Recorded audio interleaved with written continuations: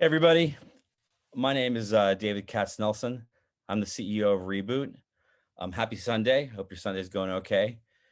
Reboot is an arts and cultural organization that reimagines, reinvents, and reinforces Jewish thought and traditions for wandering Jews in the world we live in. One thing that we do is create projects around Jewish holidays and traditions that speak to the needs of the world we live in today, constantly looking at what we have inherited and how we use this inheritance to make sense of our reality. 12 years ago, Reboot created the National Day of Unplugging, using the ritual Shabbat to talk about the need for taking time to distance ourselves from our devices that are enslaving us as well as enhancing our lives. We helped start a movement of unplugging, of understanding our social dilemma, and engage hundreds of thousands of people to consider their relationship with technology. I'm excited about the conversation that we're having today. It's the public beginning of a new project we're putting together, using the story of Passover as a way into bigger conversations and actions around one of the biggest plagues of our time, the environmental crisis. Without further ado, I would like to bring to the Zoom stage my colleague Francine Hermelin, Reboot's Chief Network Officer, a change maker, and my dear friend, someone who I love spending time on a Sunday to be with. So without further ado, Francine, let's bring us into the main event, shall we? Absolutely. Hello, David, in Hey. sunny, gorgeous California from snowy New York. I am so excited to be here. As David said, I am the Chief Network Officer of Reboot, and I have the pleasure of hosting a community of incredible thought leaders who come from a wide range of disciplines and industries who come together to explore Jewish identity and meaning. They take it upon themselves to imagine new Jewish futures, to look at our rituals and our traditions and make them relevant and resonant today. So you are joining us for a Reboot Ideas conversation for Plastover. So what are these conversations? In 2020, we made the decision to bring these conversations that our community has into the public sphere, to bring more voices and more ideas into these conversations, to increase the ripple effects, to get even bigger than the National Day of Unplugging was to achieve. And and we've also decided with this digital platform to have more people come in to these digital conversations. So with Plastover, we're beginning a new project, as David said. And here today are three incredible thinkers to let you know what Plastover is, what we're thinking about, and also invite all of you to bring this to your communities and join this conversation. Through the course of this conversation, we will have links so people can get more information, so they can join the conversation. But for now, this is the seed of it. We're just starting. So I'm excited to introduce Jonathan Bynes, who brought this idea to us. So let me quickly introduce Jonathan and our guests, Jessy Tolkan and Dianna Cohen. So Jonathan is an Emmy-nominated comedy writer and part-time environmental activist living in Brooklyn. He is also currently a staff writer for Jimmy Kimmel Live and was previously a writer for The Daily Show with Jon Stewart. He has also written many online and print publications and is the co-writer of the film Today's Special. Jonathan was most recently the organizer of the Join Juliana campaign in support of the Juliana Youth Climate lawsuit, which successfully filed an amicus brief in the case on behalf of over 50,000 young people from around the world, arguing that their right to a climate capable of sustaining life is guaranteed by the US Constitution. Jonathan, thank you so much for this crazy idea of Plastover and bringing it to us. And in conversation with Jonathan today, we have two remarkable human beings. First off is Jessy Tolkan. She's the founder and CEO of Drive Agency. With nearly 20 years of campaign and movement experience, her passion and drive for transformative change have taken her around the world and across issue sectors in pursuit of building the necessary power to win.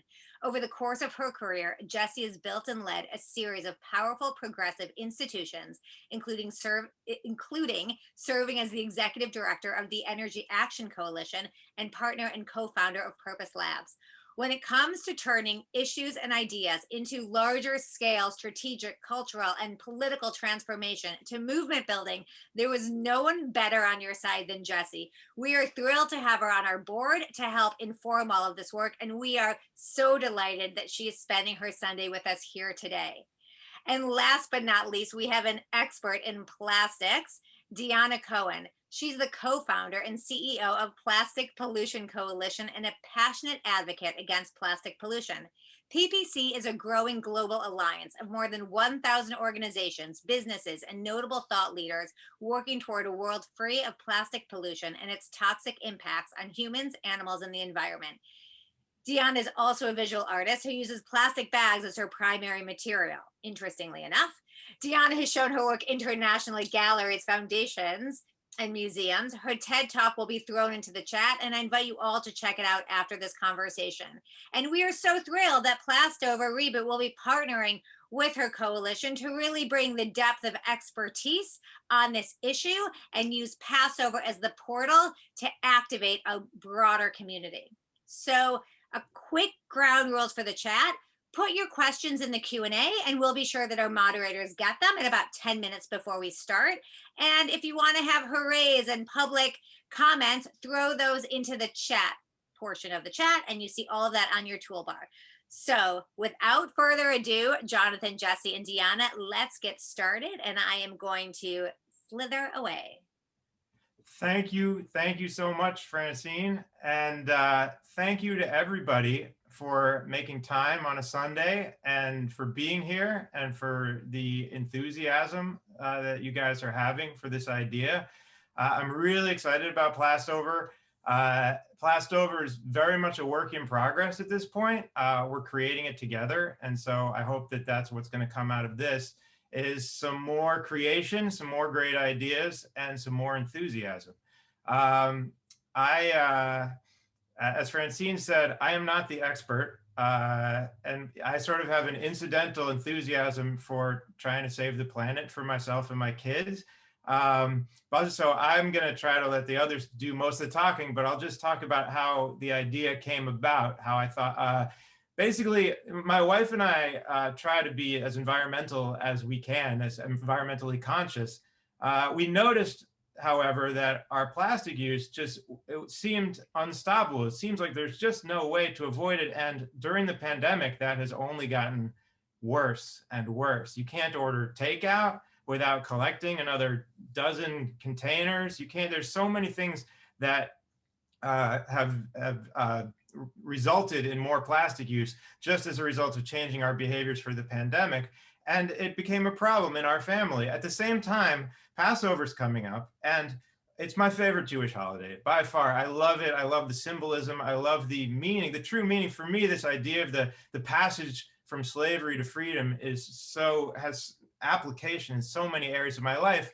But I've always had a bit of a problem with the hametz and giving it up. I understand its symbolic import, but it's never really resonated at the level of action. This is a thing we do in the world that doesn't seem to do anything in the world. So I've been trying to find ways to add, not take away, but add something additional to it. And for the past few years, we've done vegetarianism. We've decided to give up meat for Passover, but the truth is we don't eat that much meat anyway. And so I was looking for something new, and my son said, why not give up plastic?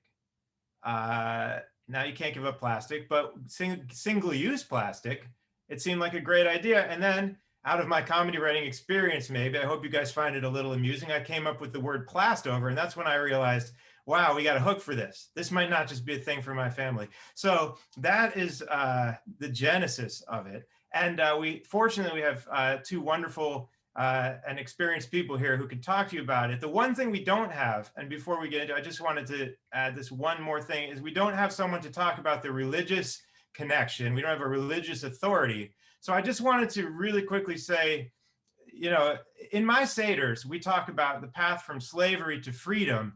The Jews didn't leave Egypt and they weren't immediately free and happy. There was wandering in the desert first. The wandering in the desert was not fun. I kind of look at Plastover in the same way. When you give something up, you make the commitment, and that's wonderful. And at the other end of it is the freedom, but in between is the actual having to do it. And so I'm hoping that this idea in Plastover can make the having to do it a little bit more fun, make it a challenge, because it is a thing that is challenging, but at the other end, hopefully there is freedom from plastic. There's using plastic sustainably and responsibly. So that's what excites me about Plastover. And now I'd like to ask the panelists to get them involved, starting with you, Jessy. Can you just tell us, when you heard the idea, what got you excited about it? Well, first of all, Jonathan, I'm so excited to be in this conversation with you. And a lot got me excited about this idea. Like you, Passover is my favorite Jewish holiday. And it is my favorite Jewish holiday because it's always been the holiday that allows me to feel like most connected to issues happening today, right? I love connecting the historic, beautiful story of the Exodus from Egypt to all the fights that we have around the world for freedom today.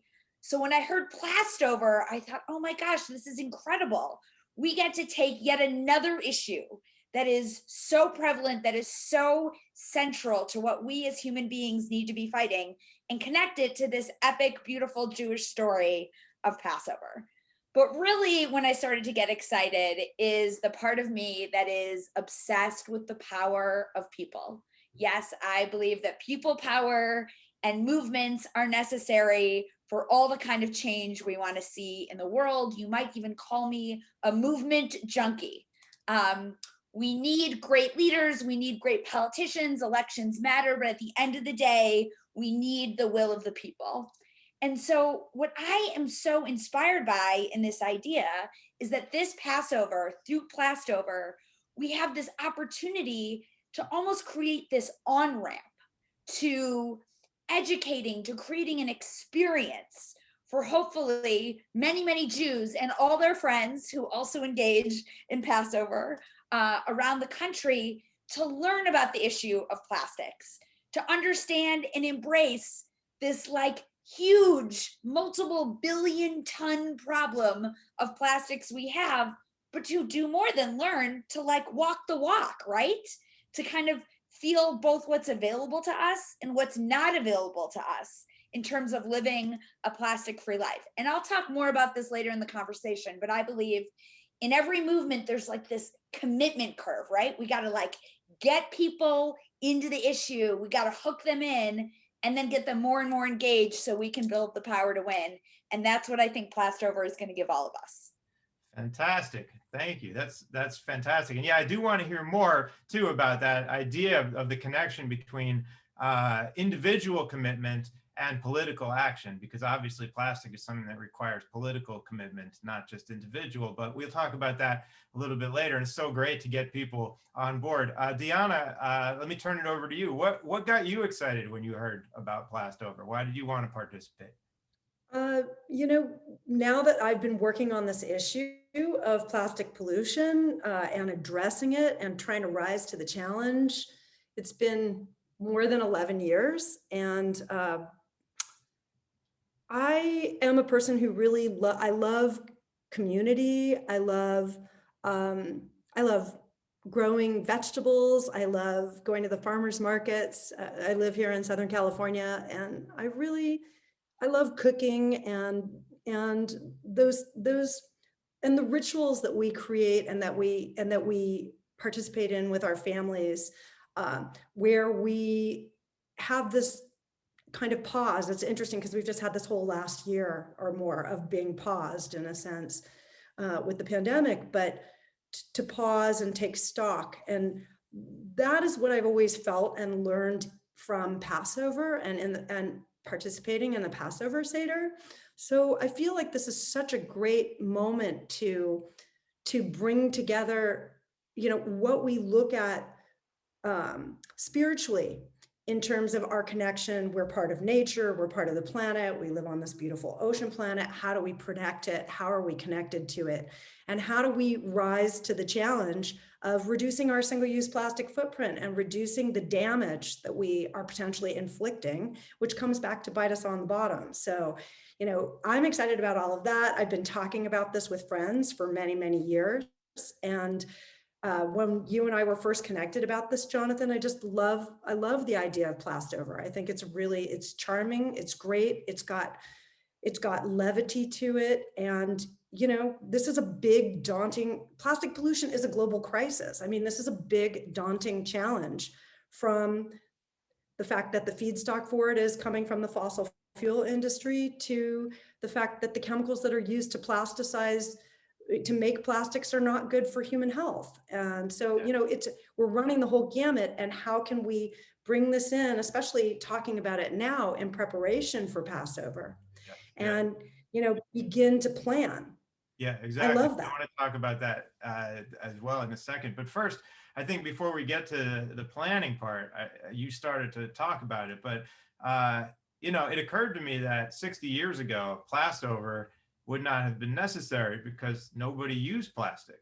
People somehow managed to have a pretty decent, you know, industrial consumer life that was almost entirely plastic free. And so it's clear that it's not necessary. On the other hand, plastic brings so many useful things into our lives, and some necessary. You know, I mean, the syringes that are being used for the vaccine are single-use plastic, and nobody's suggesting that we want to necessarily get rid of those. So can you talk about? Well, I would like us both to talk. I'd like you both to talk a little bit about why reducing single-use plastic is so important. And we've created a document that we're still working on, but it's called the 10 Plagues of Plastic. And it documents the different ways that plastic negatively impacts us. And maybe Dianna, we'll start with you, since you're the plastics expert. You know, why is it so horrible, this single-use plastics, if you could state it concisely? Well, I feel like I just said it before, but the truth is, I mean, it's, you know, a lot of what we're doing with plastic, the way we use it, particularly for single use, so to package almost, you know, the majority of our food, our beverages, our beauty products. And I'm not even going to go into the medical stuff right now, because if something's going to save lives, you know, I'm not going there. But with all these other things where we didn't use it before, and it's kind of it was sold to us in this form of convenience. I think when we look at this idea of the 10 plagues, right, you can align those really with what's happening with climate change. It's almost like a harbinger, you know, it's like this warning, historical warning, that there are these cycles on Earth where things have been out of balance and stuff has happened again and again. If you look at it, you know, maybe metaphorically, some of it, right?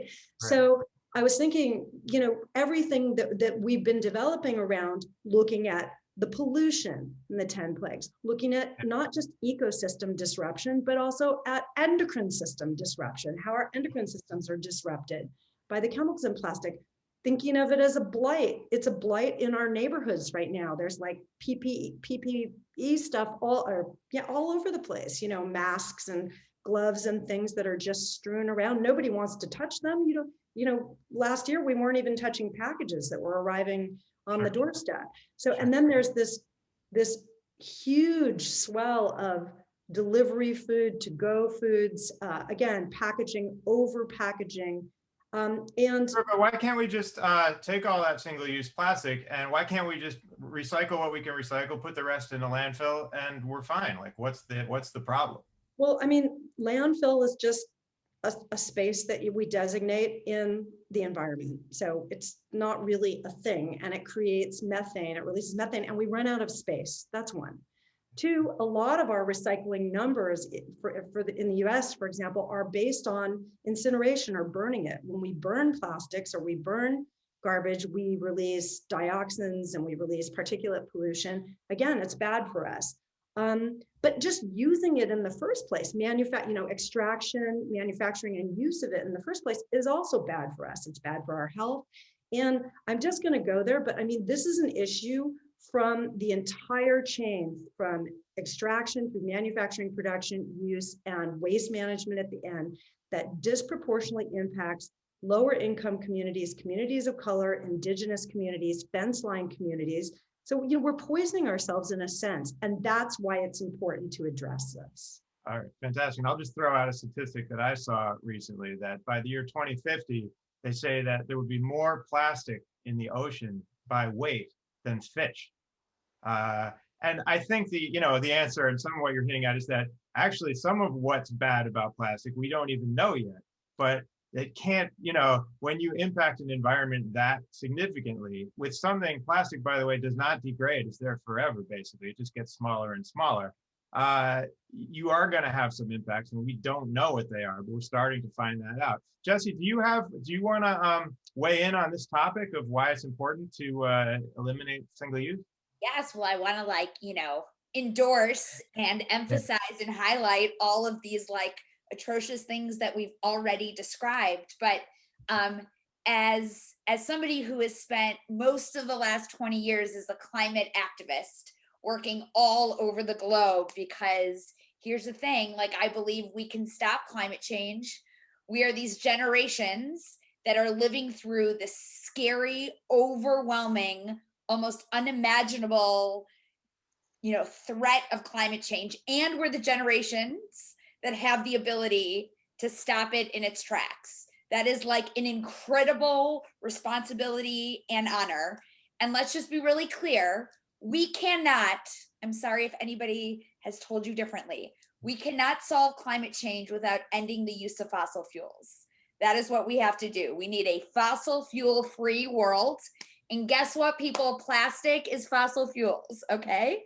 So for me, the angle I come at it, in addition to the fact that our oceans are this awesome, absolutely essential part of our ecosystem, and it's completely polluted and being overrun by plastic, and we've gotten lazy, and that's why we use so much plastic, and it causes cancer, and a lot of lovely people in my life have lost battles with cancer. In addition to all those things, very clear and simple, I'm going to try to root out fossil fuels, because I believe a fossil fuel-free planet is the way that we are going to ensure for everyone on this planet, whether you live in the global north or the global south, whether you're from an indigenous community, a wealthy country, a poor country, that we can endure climate change. Got to get rid of fossil fuels, and that includes single-use plastic.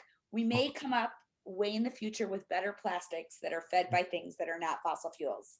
But most of the plastic, it's coming from fossil fuels. So that's my angle. I think a lot of people don't really know. They know that plastics are made by fossil fuels, but they don't know the extent to which the fossil fuel industries are actually driving our plastic use through the plastic creation. They need something to, actually, it's interesting because the less fossil fuel we use, the more they need to figure out something else to do with it. And one thing you can do with it is make plastic out of it. That's what's so scary, Jonathan. It's like, right.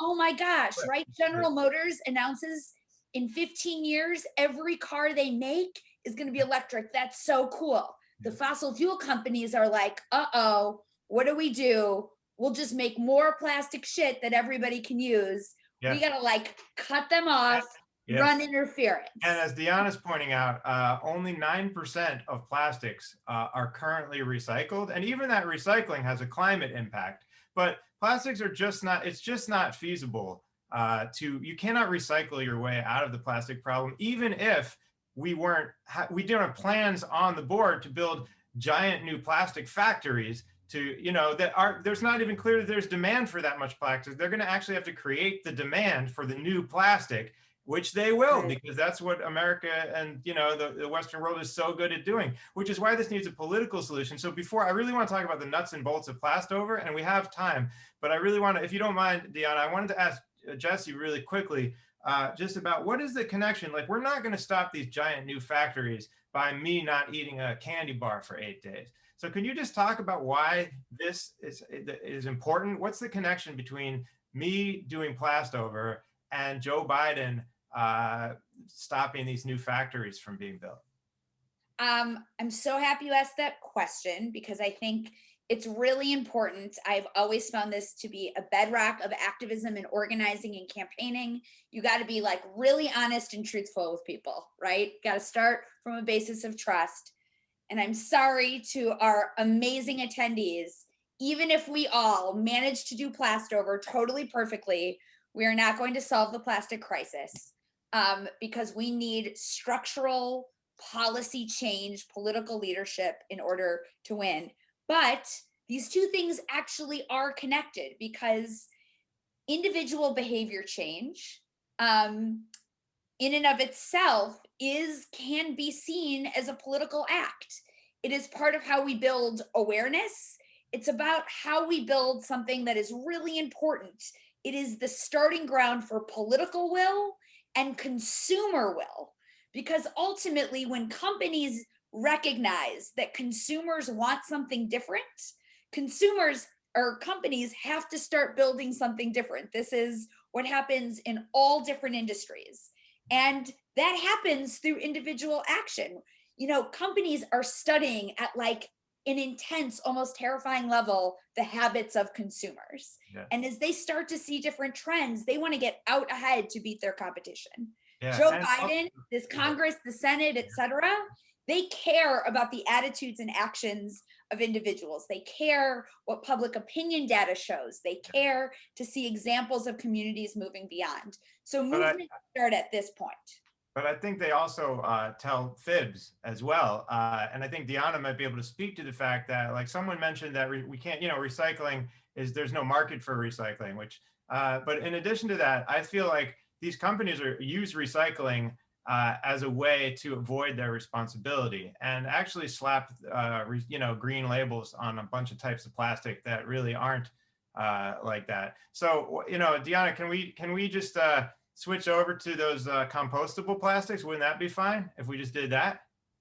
That's not a great idea, but even with existing plastics, that chasing arrow symbol doesn't mean that something is recyclable or recycled. So don't be fooled by that. And just know that every 10 or 20 years, the plastic industry and corporations come back with a campaign telling you to just recycle better. And they're going to raise their little heads and do it again and again. Don't be fooled by it. If anything, you know, on a personal level, make a conscious decision to buy food unpackaged as possible if it's fruit and vegetables, and buy things bulk, etc. But I wanted to talk actually back to policy and what Jessy's brought up, which is, you know, I think personal actions are really important. It's also what we can do if we're a student at our school. It's what we can implement if we work for a company or own a company or create products, and look at the whole stream and how we're creating things, what we're serving people, how we're delivering our products to them, what we're making them out of. But we can go beyond that and we can support and work on policy and legislation. And a lot of that is happening right now, and it's super exciting. I noticed that some folks from my team and your team have been putting stuff in the chat box for the attendees, but we are part of this US Presidential Plastic Actions Plan. And it's really to create a plastic pollution-free America. And it's called Plastic Free President. That's the hashtag. And we've done it in conjunction with what is going on with all of the work that's being done for the green economy, the blue economy, moving to clean energy, you know, moving towards sustainability. We need to move beyond just the concept of aiming for sustainability. We need to move towards a regenerative way of living on the planet. And you know, it's actually interesting, just to bring it back around to Passover, that notion of our community responsibility and that world we're trying to build as a kind of promised land. And that also that notion of, like, we have individual responsibility, particularly when we're wandering the desert, in the desert of our plastic use. We have our individual responsibility, and then we have our community responsibility. And that, you know, that's all addressed in the biblical story. There's examples of all of that going on during the trip across the desert. So I'm really hoping that Plastover can be a sort of nexus there. You know, it can, rather than being a thing like, well, you should give up your plastic and then we'll all be okay, and like it's the consumer's responsibility, that it just becomes a nexus between that and the idea of community and political responsibility to pressure for that kind of action as well. And I would love ideas too in the chat or wherever about how that can all come together as part of Plastover. But I'd like to talk about how we do it, what it actually is, because it's very exciting. It's just the same actually with Passover, because I get so excited about Passover, but then when it actually comes time to give up the hametz, I'm like, oh gosh, this again. And I have a special little bee in my bonnet about it, because as a sourdough baker, I know there's yeast in the air, so that's falling on your matzah meal. I hate to say it, but it's leavening. Anyway, that's neither here nor there. The point is that it's not going to be super easy. And Dianna, maybe can you tell us a little bit about what people can expect? When they say like, I'm going to give up single-use plastic for Passover, it's going to be Plastover. What am I going to actually have to do?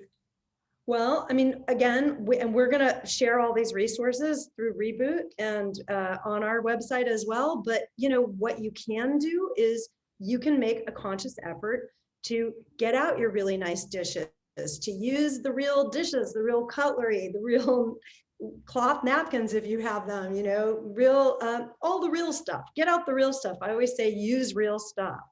And think about that. And think about, I've got actually a whole pile next to me of like fun things that I love. This is a cool thing that I found that you can put over a bowl to cover it, and it's made out of cotton. I'm really into stuff like this. Kind of like a grandma, like, and also collecting vintage. Sorry, I put a pile of them next to me, but like, this is vintage Pyrex. I wish somebody would, like, Pyrex would redesign them again. They're little refrigerator things. They were all measured at half pints, and they can go in the fridge, and you can put them in the oven and bake stuff. I'm really into things like that. We're gonna have a whole bunch of these resources, hopefully. I mean, you have some on your website already, and we do. And you guys will. Yeah. Jonathan, can I add one more thing though? This Break Free from Plastic Pollution Act that's being rebooted, put out again, is really, really exciting. And I hope that people who are interested in this, not just personally, but also at the federal level, will help support that, you know? Sure, yes. So I want to talk just a little bit about, the nuts and bolts. As I say, it's a work in progress. But the idea is, just like in Passover, we talked about, you go through your house and you look for the hametz. You have to find it, and you have to get rid of it. And you have to find a non-Jewish person to sell it to.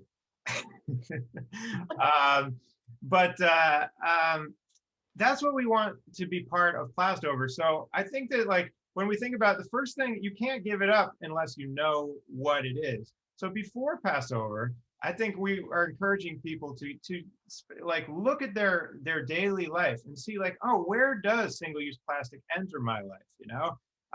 And what of this single-use plastic can I get rid of, and how can I, how am I going to be able to do it? How am I going to be able to feed my family for a week and a day without single-use plastic? And another thing I wanted to mention about that, and then of course the next part is actually doing it. But when you do it, you're not going to succeed, right?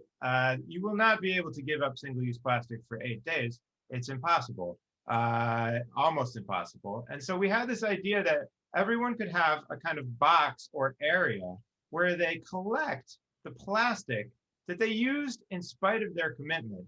And at the end of the week, to see like how much plastic we generate, even when we are doing an extra amount to make sure we don't use any plastic. And I'm just curious to see what the results of that are, actually. Jessy, I wanted to ask you, actually, as I talk about this and how it's difficult, I think you probably have some insight into, like, how do people keep their commitments? What is a way, like, you probably run into this all the time with people saying, yeah, I'm totally on board, and then you never hear from them again, right? Is there like a way? Yeah. So, I mean, it's tough, right? Like, people are asked to commit to things all the time. Let's just, all of us, like, think for 1 second about all the things we commit to. Or it's January 31st. How many of us committed to all kinds of things on January 1st as a New Year's resolution? And how many of us are still sticking to all of those things? It is really hard. There are things that make it more likely that we stick to commitments. And I think that's what we need to be doing as we're in this planning moment. So number one is, when you have a plan, it's much more likely that you will stick to your commitments. So from an organizing, movement building, campaigning perspective, when I was organizing volunteers this election cycle, when I got people to, like, put in their calendar when they were going to make phone calls and send text messages and everything, they were more likely to do it than when they just told me, sure, I'll volunteer in the election.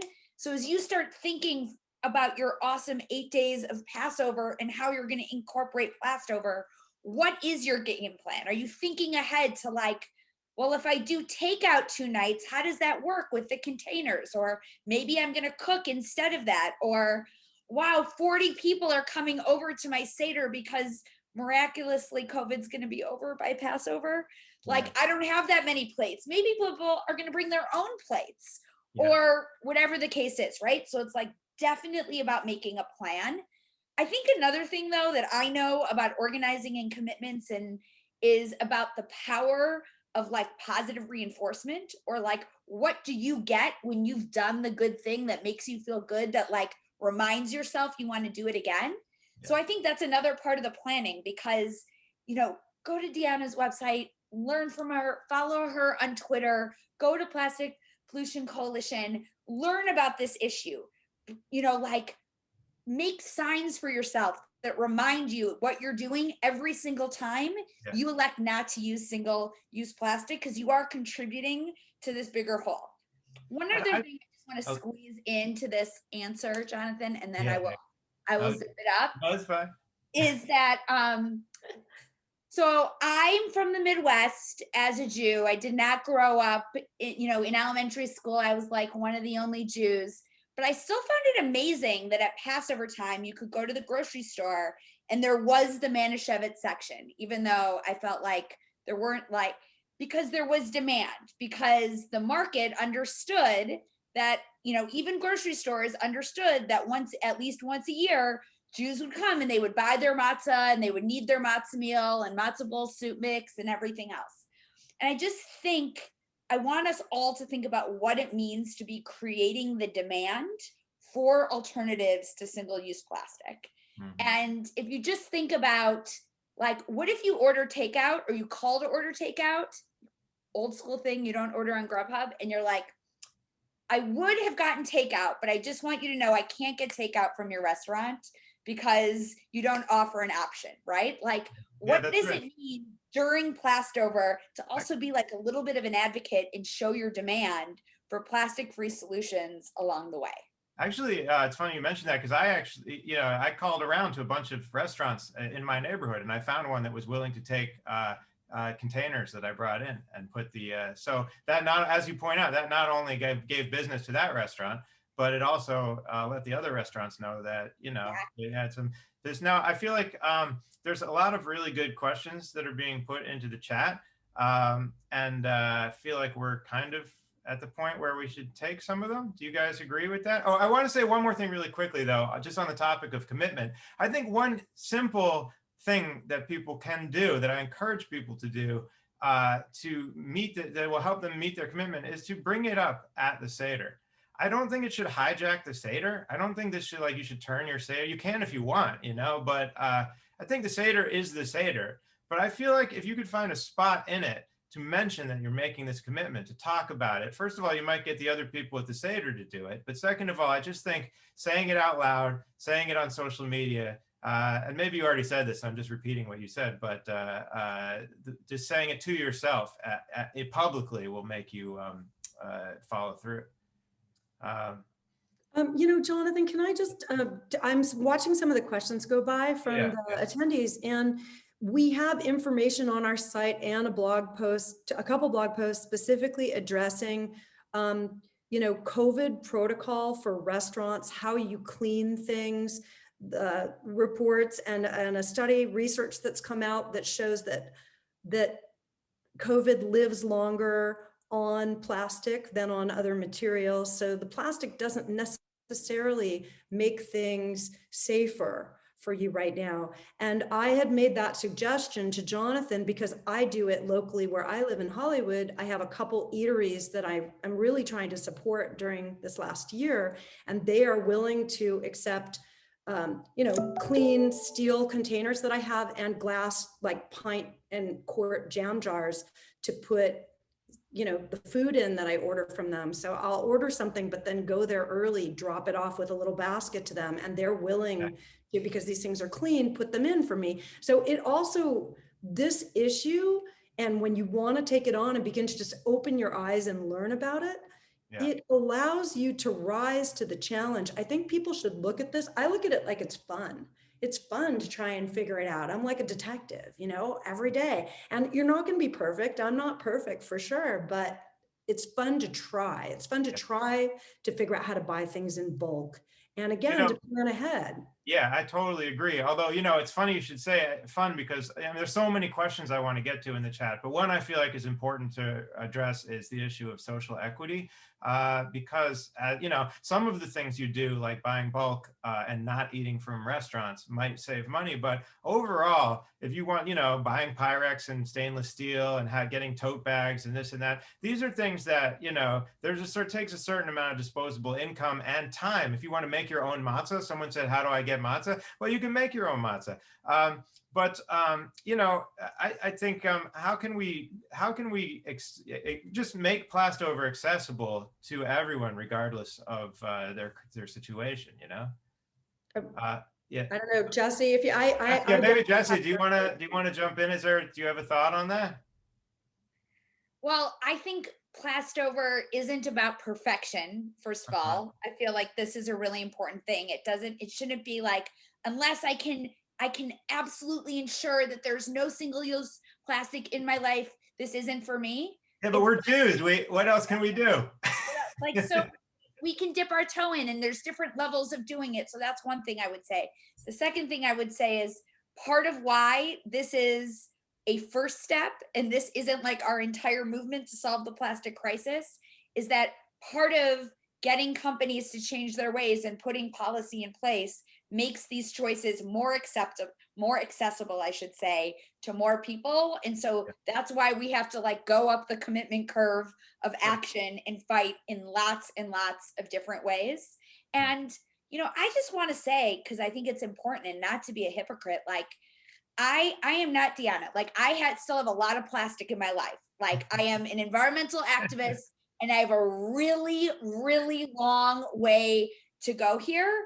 And that's okay, because it is really hard, because plastic has like taken over the entire economy. But that doesn't mean like I can't do Plastover and make a good effort and like learn a bunch more and go deeper into this issue. So we shouldn't be intimidated by the bigness of it.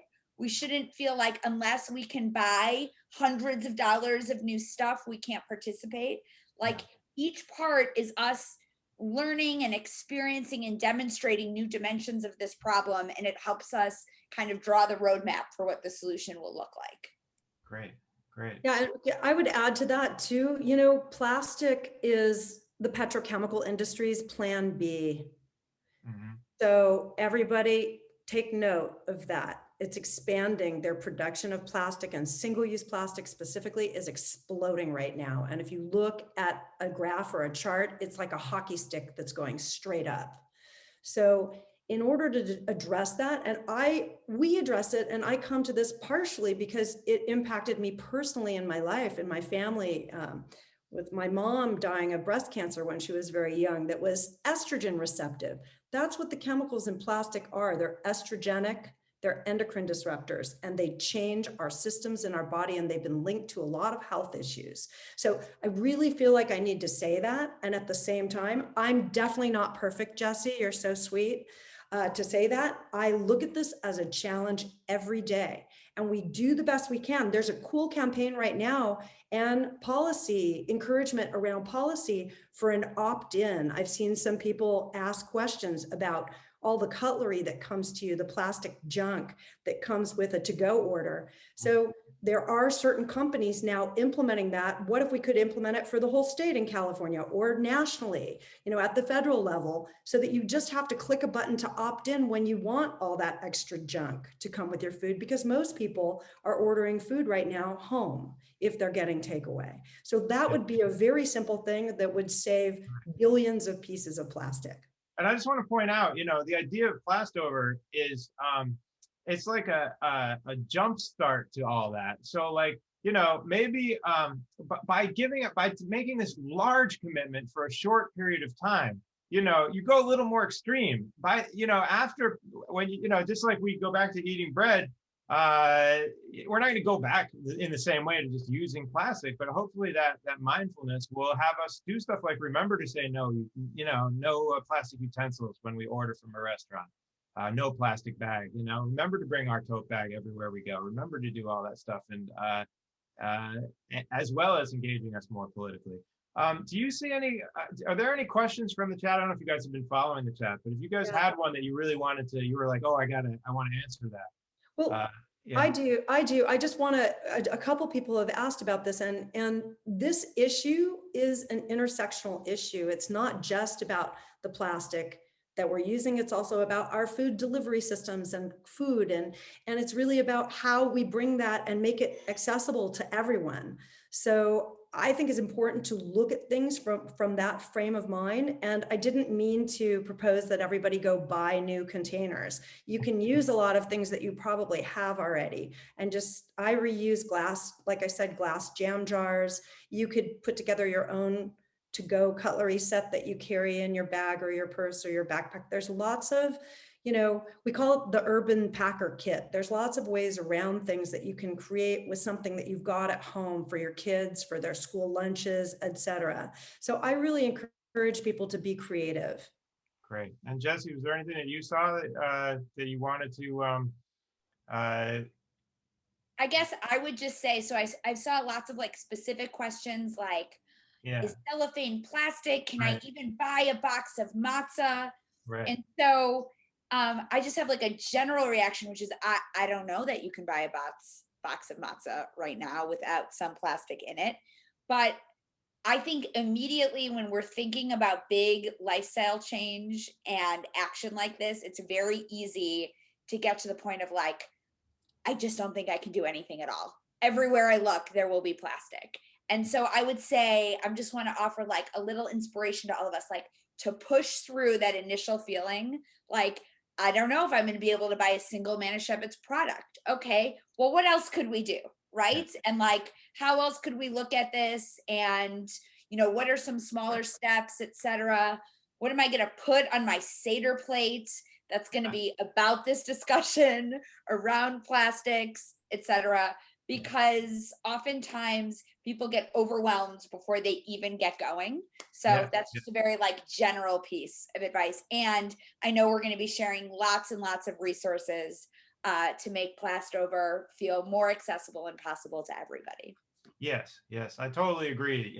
It's going to be important that everyone stays enthusiastic and doesn't just get depressed at just the sheer ubiquity of the plastic and give up. Someone asked a question about not quite so single-use plastic, like toothbrushes or razor blades or stuff like that.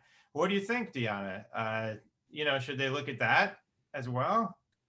There's actually lots of great different levels of alternatives for those. There are all these bamboo toothbrushes that you can get right now. There are also reusable razors, like old-fashioned ones where you just replace the blade and the blade can be recycled. I use that. So that was fun to switch away from the single-use plastic razors. So I think, people will be able to engage at the level that they want to. And if you really would like to get that into it, there are these wonderful resources that Dianna has and also elsewhere on the web. And I don't think we found it yet, but I really would like to find one or more like communities where some of these great questions that are in the chat, if you just had them, you could go to people who have done this in their life and say like, hey, how do I, what's your solution for this? Or if you have a solution, like, people have been posting great ideas in the chat for that, that they could find a home as well.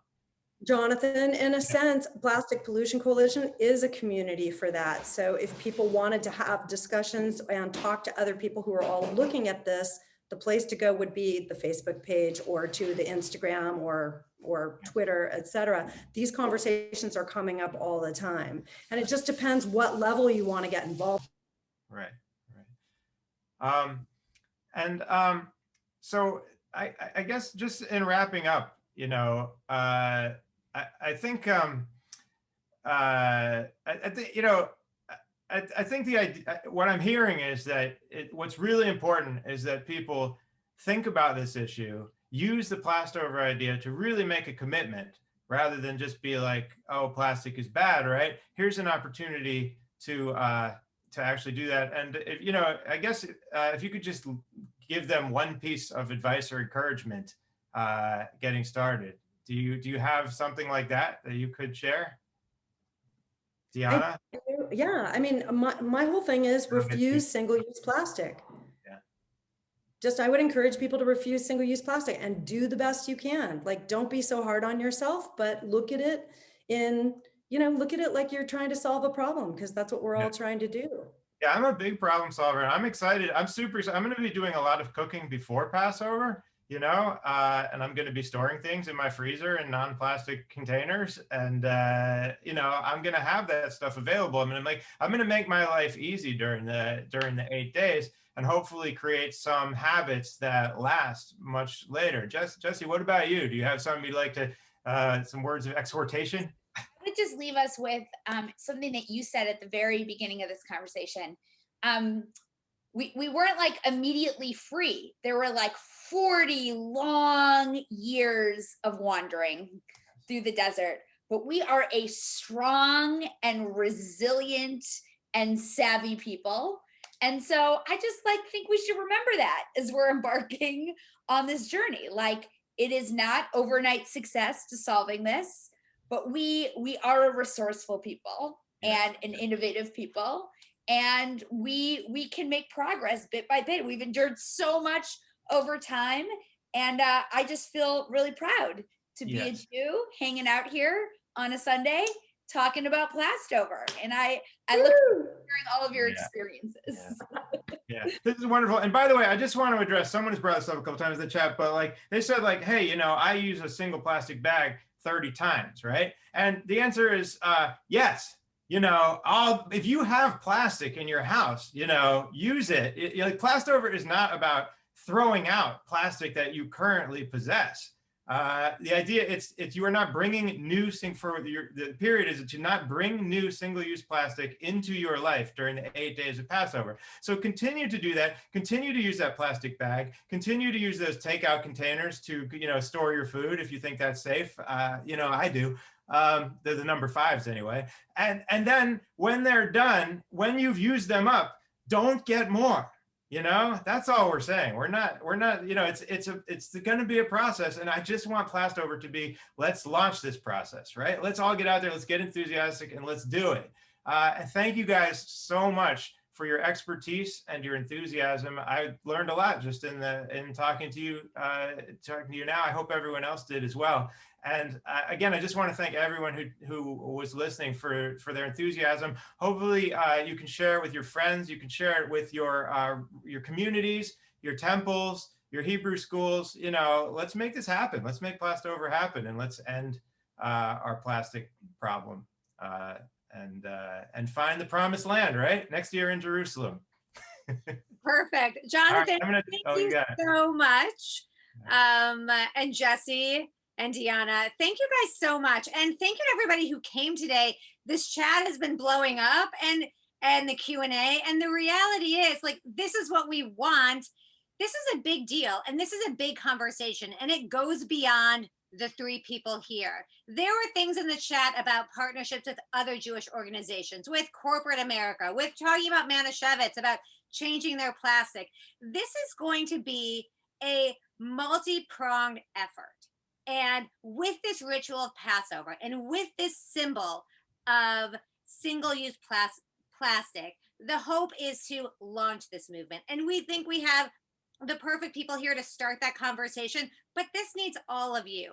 And again, to go back to the National Day of Unplugging, without all of those partnerships, multi-faith partnerships, Jewish organizational partnerships, partnerships with corporate America, this can't happen. And so to that end, we're so excited that Dianna's organization is also partnering with us because they have the expertise. We are the portal for the Jewish entree into this.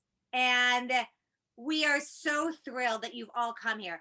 In the link, in the chat, we're going to put the link to signing up to plastover.com so you can join Plastover for this Passover. We also... And you can help us grow this. Keep your comments and questions coming, because this is only year 1 and we're going to keep going.